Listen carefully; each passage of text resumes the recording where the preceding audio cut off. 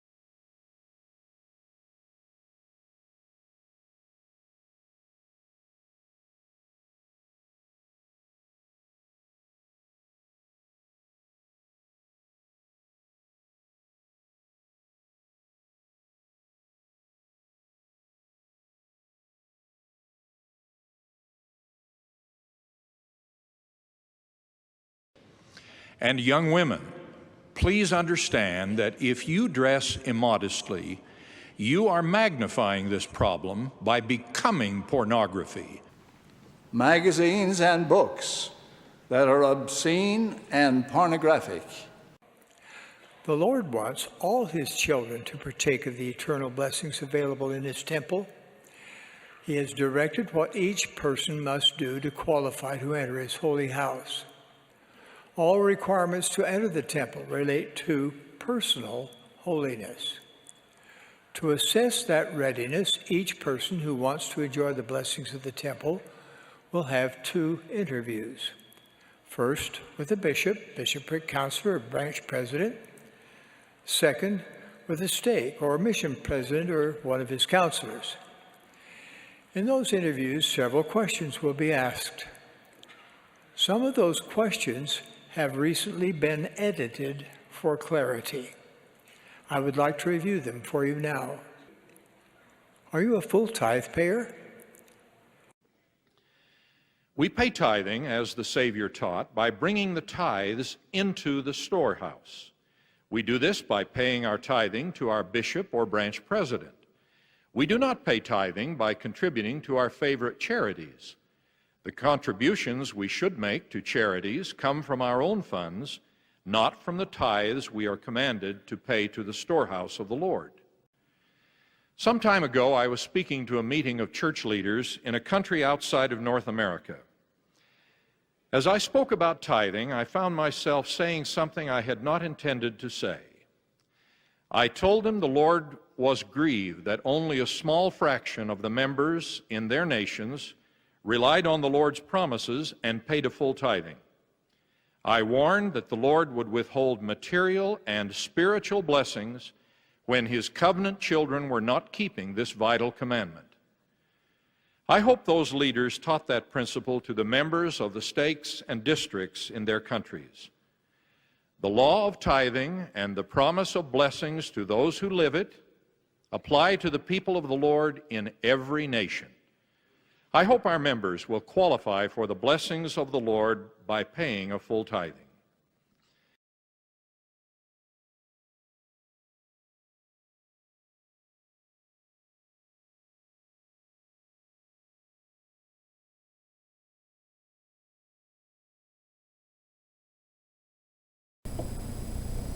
Try to have his wing, Goodsall.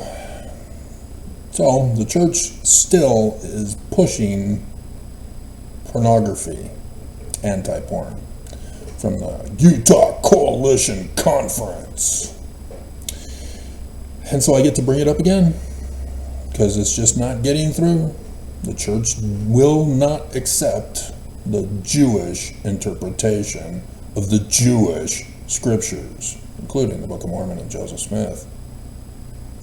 When you use the wrong interpretation, it leads to criminal activities and abusive actions.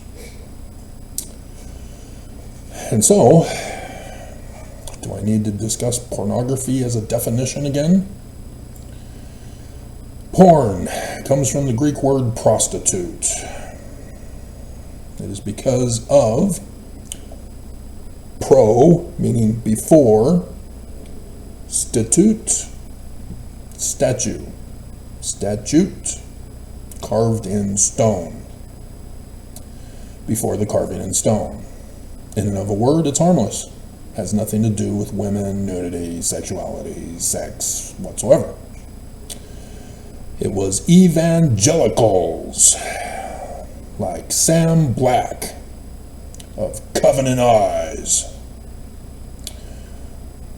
which technically it's Life Change Education. It doesn't really say who he's a part of.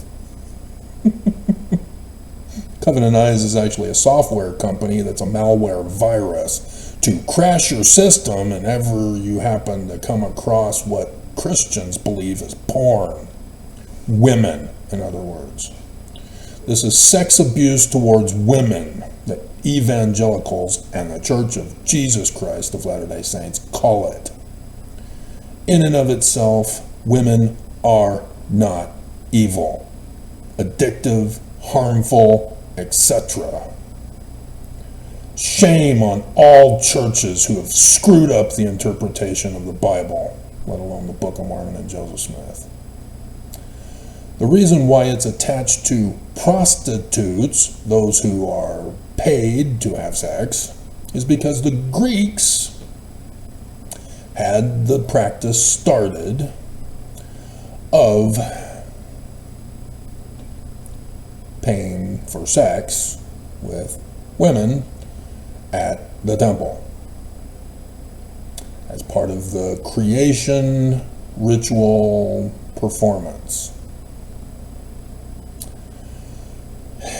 And so the Jews were deeply struck by this Greek practice when the Greeks overtook the Jerusalem temple and not only destroyed the Jewish altar and put in a Greek altar and began offering Greek sacrifices on it, but likewise began the prostituting of women in the temple. That is why many of the Jewish stories talk about prostitution and talk about adultery and pornication. Yeah, you thought it was necking and petting because Benson said so. Wrong. It's sex paid for in temples. And so Mormons and the church should be especially silent on this issue, backing off, not having an opinion, staying away from evangelicals on this, because the Church of Jesus Christ of Latter-day Saints forces Mormons to pay for sex in the temple. Prostitution. And yet they've redefined the word to avoid them being guilty of it, when the scriptures all talk about it as wrong. And that's what Sam Black even used as his justification for the wrong definition. He says, we tell people pornography's wrong. Don't do that. God hates that. Quit that. Stop that. Don't do that. And they respond, I'm already stuck.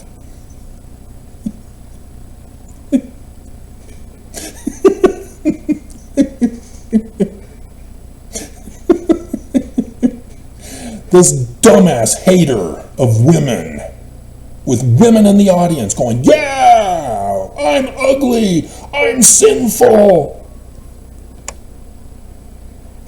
I'm ashamed. He says he had a teenage daughter once, excitedly insisted on driving the two of them home after an event. She'd recently received her driver's learner permit and was anxious to use it. But when she tried to bypass a long line of cars by cutting through a grassy area, the car sunk up to its axles in mud. This is called a false equivalency. It's a fallacy. It means your conclusion is wrong.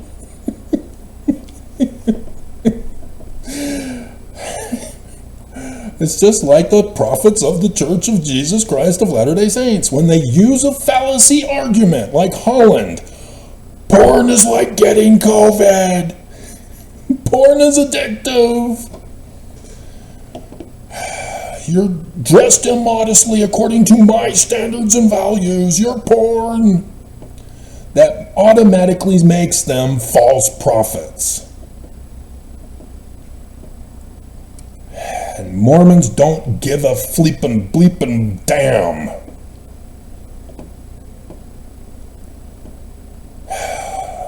Because they're all in on idolatry. That's what it means. To turn the image of a woman into something to be feared, to have covered up and hidden, is idol worship. And the Church of Jesus Christ of Latter-day Saints is all about idol worship. And who delighteth in idols? Mormons? That's exclusive Mormon doctrine. Can I give you a hint? The devil. You don't even get it. Mormons especially don't get it when they go to the temple endowment ceremony and they listen to Lucifer tell Adam and Eve, hey, eat this fruit. They eat it. And then he goes, huh, you're naked. Cover up and hide. Father will see you naked. And you don't see that as Lucifer's plan of happiness? And you have no connection with the inverted pentagrams of Lucifer on the keystone of the doors of the Salt Lake Temple. You worship Lucifer, huh? And you're okay with that. So why do you call him Jesus? When that's even the Christian Christ and not the Jewish Christ, but nonetheless. False idol gods, all. This is not complicated. This was Sexual Abuse Conference. Come and be sexually abused by Sam Black and the Church of Jesus Christ of Latter-day Saints.